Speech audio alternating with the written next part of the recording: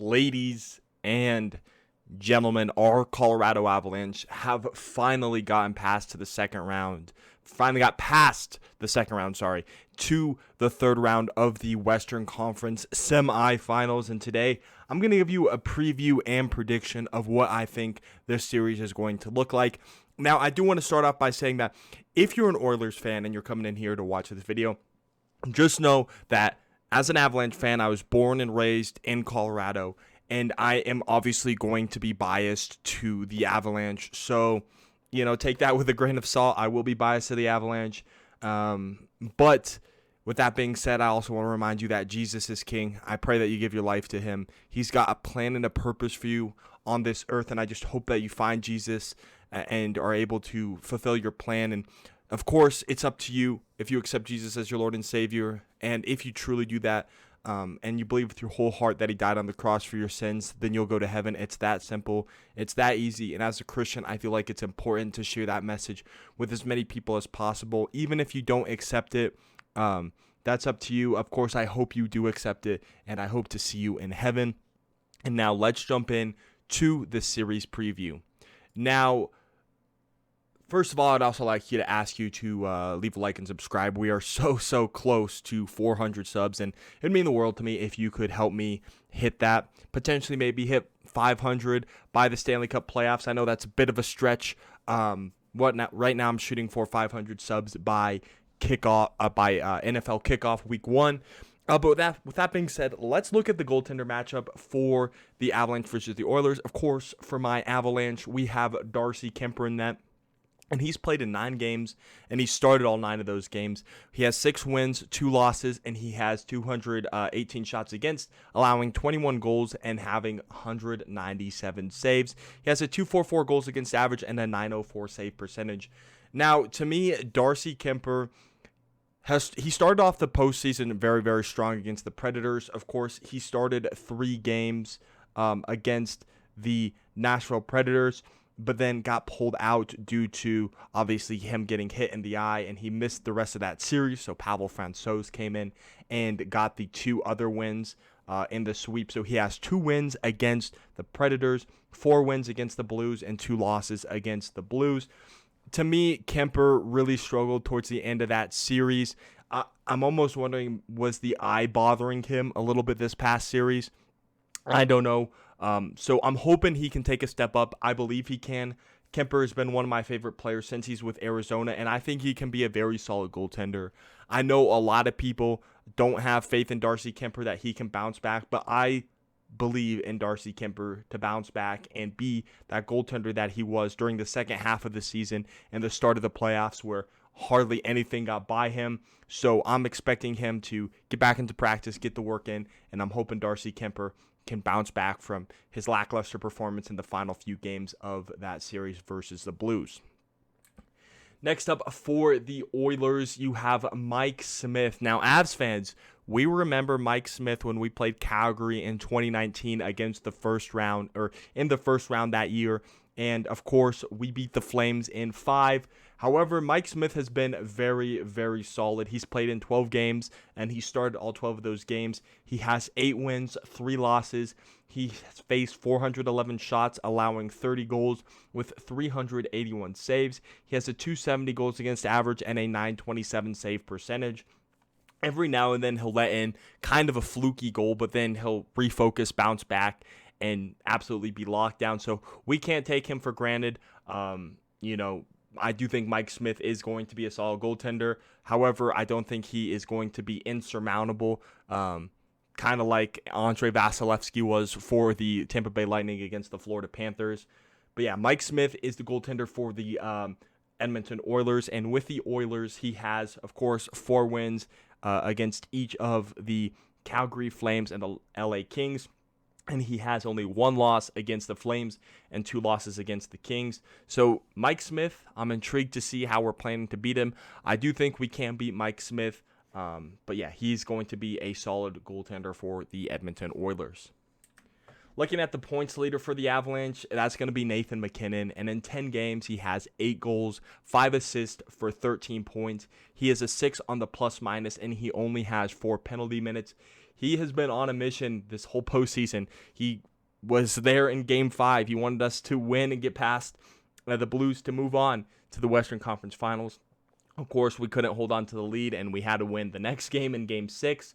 But yeah, Nathan MacKinnon is the point leader for the Avalanche with 13. The point leaders for the Oilers are Connor McDavid and Leon Draisaitl. I was going to put whoever had the more goals between the two, but they have pretty much the exact same stat line when it comes to points. They each played in all 12 of the games. They each have 7 goals and each have 19 assists for 26 points. So it's crazy. So I'm just going to put Leon Draisaitl and Connor McDavid because they are currently tied for the point leaders for the Edmonton Oilers. Next, for the goal leader for the Avalanche, it's Nathan MacKinnon. Same thing like I talked about. He has 8 goals. Of course, he had that hat trick against the Blues in game number 5. I don't think he scored any goals previously in that series before that. He could have. I could have been not recalling correctly, but yeah, he was a beast in that 5th game. And, you know, he is someone like a Connor McDavid that you have to be able to shut down, and you can't let him get open ice or he will make you pay. And the goal leader for the Edmonton Oilers is Evander Kane, who they acquired from the San Jose Sharks, who, of course, he didn't play with the Sharks this past season due to some controversies. So he was traded to the Oilers, and he has been nothing short of spectacular for them. In 12 games, he scored 12 goals, 3 assists, and 15 for a total of 15 points.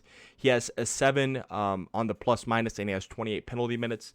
So he's averaging about a goal per game. However, he does take a lot of penalties, and he does spend time in the box. So the Avalanche should try to exploit that. They should try and force, or I don't know, I'm trying to think of the proper wording, but you're almost going to want to take penalties against Evander Kane, get yourself in that situation to take their leading goal scorer off the ice, and it will just make it easier for that reason.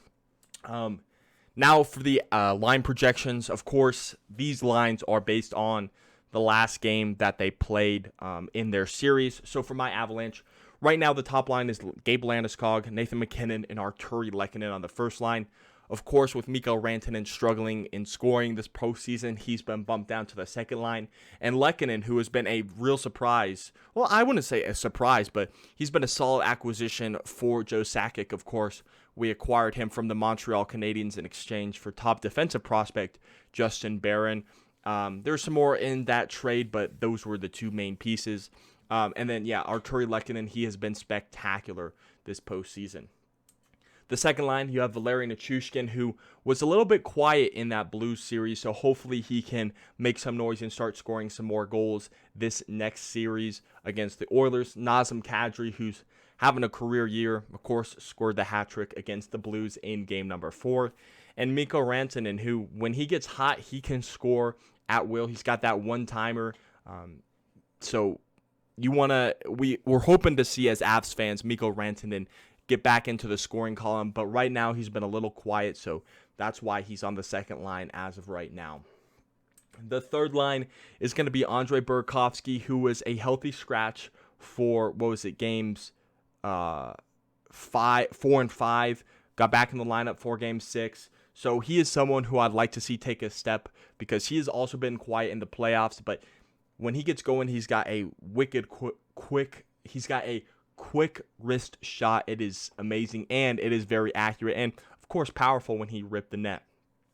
Then you got JT Kuemper, who scored those 2 goals in game 6, a nice depth piece for the Avalanche. And then of course Nicolas Aube-Kubel, who we picked up off of waivers, who has been a real he's been really solid. You know, he's got some shots off. He hasn't scored any goals in the playoffs yet, I don't believe. But yeah, he's been a real nice piece and acquisition from Joe Sakic off the waiver wire, and a nice bottom 6 forward for the Avalanche. And then on the fourth line, you got Andrew Cogliano, who we acquired from the Sharks. He's more that bigger body forward. He's not going to be afraid to go hit. Darren Helm, who we signed this past offseason from the Detroit Red Wings, won a cup in his rookie year with the Red Wings. In a way, he's a great skater. He's still got some speed, and of course, he's the reason why we're here right now in the Western Conference Final with that goal with 5 point 9 seconds remaining in the game. And then Logan O'Connor, an undrafted free agent out of DU, he's been a real spark. He is effective both on the penalty kill, but he can also score. So I like Logan O'Connor. He's a solid piece. I think he can play on the fourth line, the third line, the second line. He can play wherever you need him to. So Logan O'Connor, a very solid piece for the Avalanche. Looking at our D pair, it's going to be Devon Toews and Cale Makar. Enough said. One of, if not the best defensive pairings in the entire National Hockey League. Of course, I'm going to say it's the best as an Avs fan, but they're absolutely insane.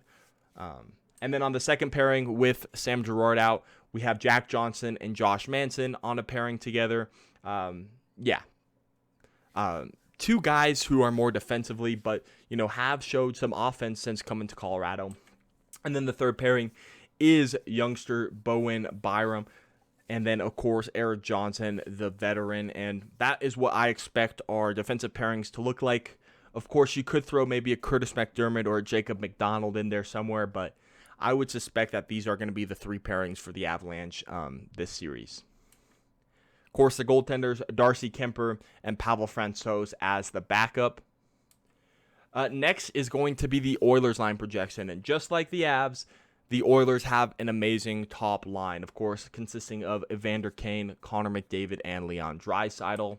Their second line consists of Zach Hyman, Ryan Nugent-Hopkins, and Jesse Puljujarvi. The third line, William Fogel, Ryan McLeod, Kyler Yamamoto.